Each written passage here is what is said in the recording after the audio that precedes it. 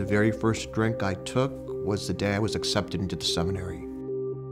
In 1979, I was drinking daily. Before we'd go out to dinner with a group, I would always have a drink or two at home so that when I went out, I would look like everybody else. I just, order a drink with dinner or maybe a second one.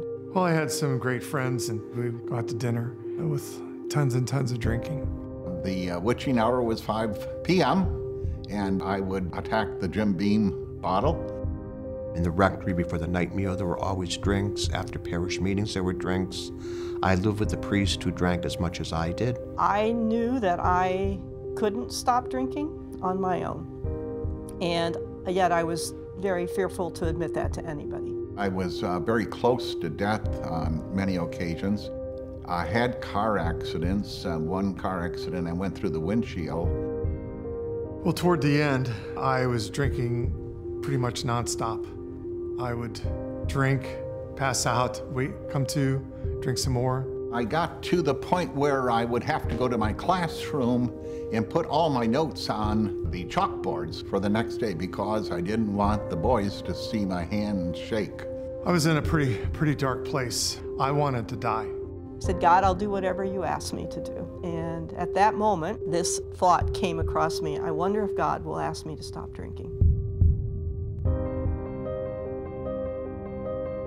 But here at Guest House, those who have eyes to see will see great miracles, incredible miracles, and I've seen them over and over again. Guest House's original treatment center was in the Scripps family mansion in Lake Orion, Michigan. The Scripps family had an inscription on the outside of the door where their visitors came in, and it said, "None come too early, none return too late." It's a place of fresh beginnings. None of us gets there a day too soon, and none of us leave too late to make a difference in the world and in the church.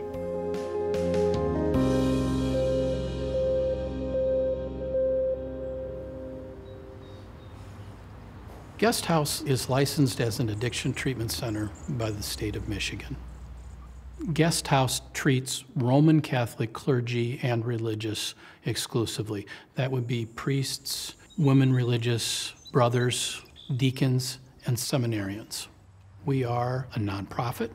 We are entirely lay-run. We have no connection with the Roman Catholic Church, with the exception that the church is our only customer. Guest House's founder, a man by the name of Austin Ripley, recognized that addiction was a significant issue in clergy. From what I understand, he met a priest in a bar on a Sunday afternoon and said to the priest, "No, you're an alcoholic." From that moment on, he really dedicated his life to priests with the disease of alcoholism. Austin Ripley was a very early member of Alcoholics Anonymous. He recognized that clergy and religious were incredibly reluctant to seek treatment, that their vocation was an impediment to them asking for help. Priests, brothers, seminarians, sisters, all have lives which are dedicated to serving others. It becomes very difficult for them to begin accepting help for themselves. He envisioned a place where they would be together and feel safe and respected while they were able to deal with this very important issue in their lives. The disease of addiction is characterized by ambivalence. There's always a desire to end the misery, and there's always a desire to see if one can just find a way themselves to make things work out. Over the years, some people tried to tell me about my drinking, but I never listened to them. We think that the addiction is going to get better. Very few people wake up in the morning and say, it's a great day to enter treatment. Most people require some kind of crisis, either natural or manufactured, in order to get them to recognize that there's a process that might at least need some looking at. That process is what we call an intervention. The sister I was living with and the sister who was my general officer liaison did an intervention with me. Bishop said, I want you to go to Guest House. Maybe they can help you with your problem. What is Guest House?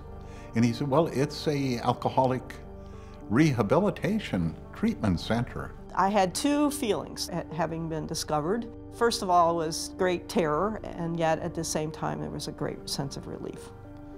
Obedience is a hallmark of being a Jesuit. So I got my bag packed and off to guest house, and that began my journey to sobriety.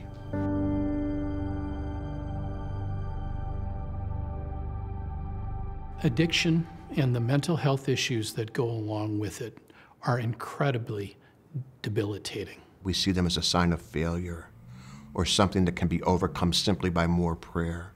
If I celebrate more masses, if I'm a holier, better priest, that this addiction will somehow go away. It's in that sense a wretched disease that it sucks all of life out of you, and you have nothing left to give because you're barely existing yourself. And it's a place like Guest House, firmly rooted in the gospel message of Jesus of conversion and change, that I was challenged to grow beyond that denial. When you look at the life of Jesus, probably about 90% of the Gospels speak of Jesus healing. I see Guest House really as an incredible continuation of the ministry of Jesus. Guest House is at the cutting edge of all established and proven treatments for addiction. We know what works and what doesn't work. And any new arrivals, we've had... when you find that there's a lot more to life than drinking, then you begin to really live. Guest House believes in an abstinence-based 12-step approach to treatment. It's through the spirituality of the 12 steps that I rediscovered what it was to be a priest. I found God in a way that I had not known God in a really long time.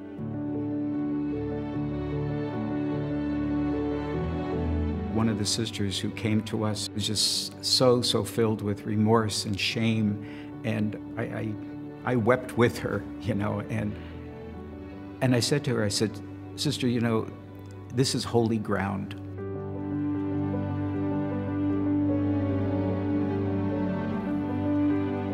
You sense immediately that this is a sacred and a holy place. Just the ambiance, the sacred art which embraces you in the lobby, the many chapels. It reminded me in some ways of the seminary, where I had found so much joy and so much hope and so much enthusiasm. Being in a community with priests and brothers and seminarians. We share that priesthood. In my first visit with the priests, before they leave, I always ask them to give me their blessing. And 9 times out of 10, a priest will look at me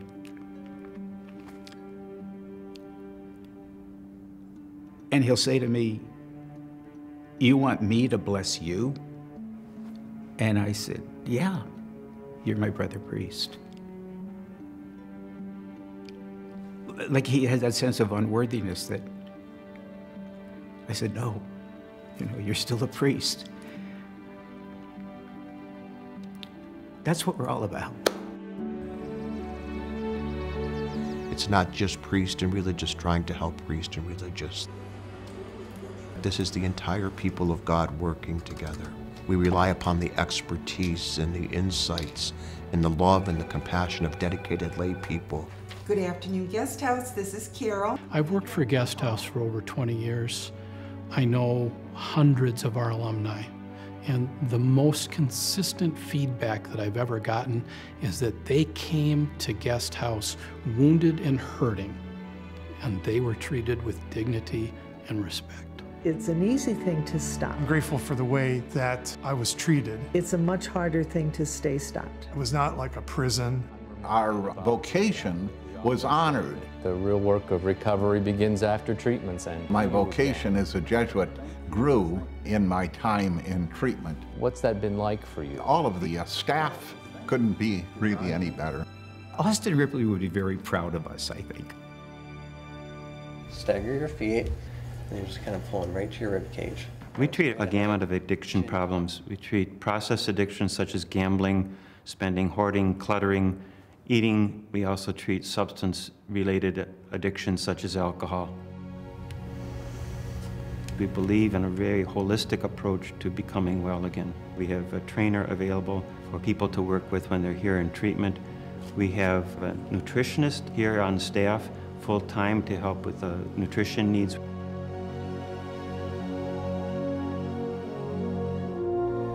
The recovering statue at Guest House is really very beautiful.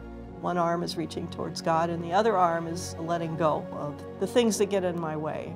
When a sister is preparing to leave Guest House, she finds a stone and writes a word, a feeling on the stone that really perhaps captures the letting go that she experienced most while she was at Guest House.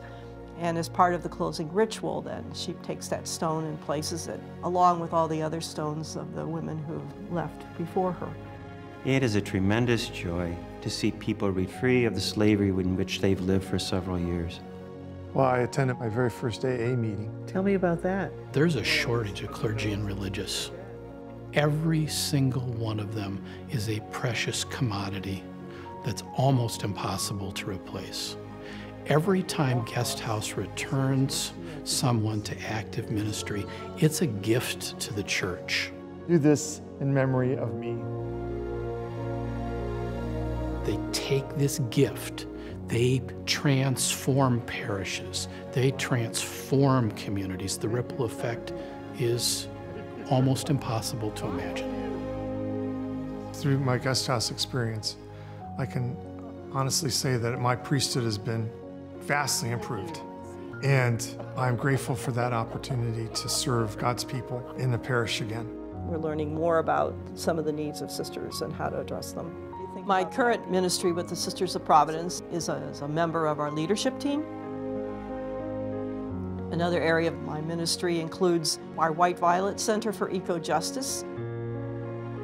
Having completed 81 years of age, I am now working on my 82nd year. I'm now at the University of Detroit, Mercy, with my Jesuit community. I do music for our liturgies. I take care of the growing things. And then I take care of the goldfish. I spend a large part of my time as Director of Education working with groups of bishops, working with presbyterates throughout the country and beyond the country, doing work of education and promoting addiction awareness and the impact of addiction on the clergy today. This disease is cunning, baffling, and powerful. Without help, left to our own devices, we're sure to not make it. The secret of 12-step recoveries is that I can't, but we can.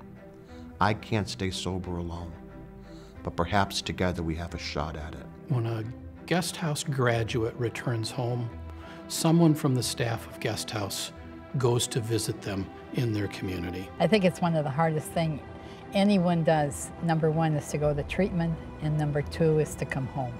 Continuing care has been a part of the Guest House treatment for a long time, and it consists at this point in time of 3 years of regular contact with the person who's been in treatment, helping guide them and their support system at home along the journey of recovery.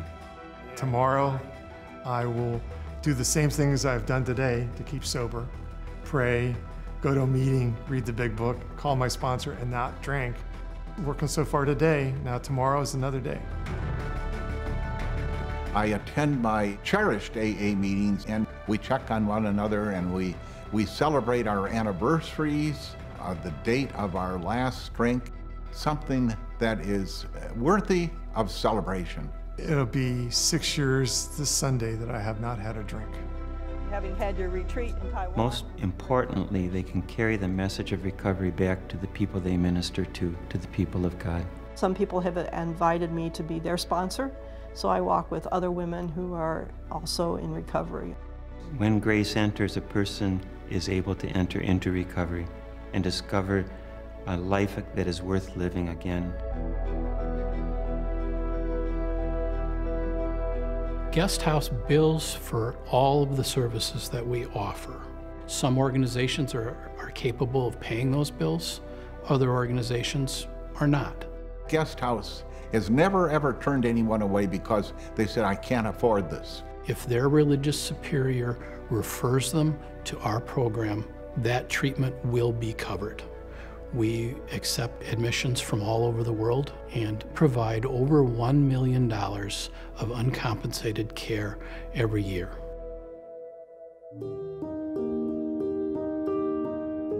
I come to work every day because treatment works. We have over 7,000 graduates, large numbers of them who have returned to active ministry. To see men and women deeply committed to the church and rediscover who they are as priests and religious. We have recovery, we have serenity, we have a purpose in life. It's really hard to put into words how grateful I am for my recovery and my time at Guest House.